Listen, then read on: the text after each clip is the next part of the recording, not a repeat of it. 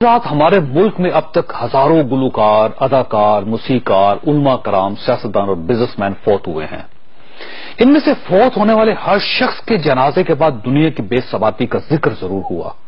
یہ کہا گیا کہ آپ لوگوں کی طوطا چشمی ملاحظہ کیجئے، یہ وہ شخص تھا جس کی ایک جھلک دیکھنے کے لیے ہزاروں لوگ اس کے گیٹ پر کھڑے رہتے تھے، لیکن آج ان فینس میں سے کوئی شخص اس کے جنازے میں شریک نہیں ہوا۔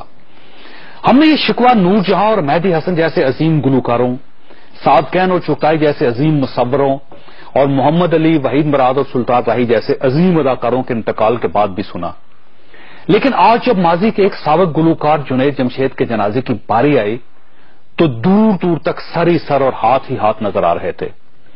یہ جنازہ کسی جنازہ گاہ میں نہیں ہوا، یہ گراؤنڈ میں ہوا، اور اس میں حقیقتاً لاکھوں لوگ شریک ہوئے اور ان لاکھوں لوگوں میں ہر طبقے کے لوگ شامل تھے۔ جنید جمشید کے جستے خاکی کو اس سے کول پرچم میں بھی لپیٹا گیا، اسے گارڈ آف آنر بھی دیا گیا اور اسے C-130 کے ذریعے کراچی بھی پہنچایا گیا۔ ایک سابق گلوکار کو اتنی عزت، اس کے لیے اتنا احترام، اس کے لیے اتنی محبت کیوں؟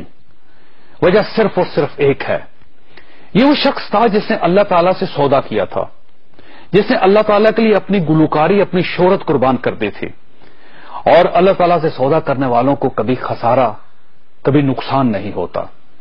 اللہ تعالیٰ پوری دنیا کے دل میں ایسے شخص کے لیے محبت اور عزت پیدا کر دیتا ہے۔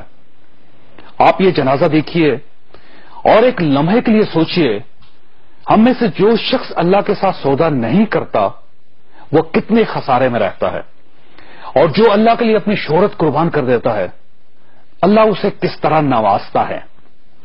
اللہ تعالیٰ ہمیں ہدایت نصیب کرے۔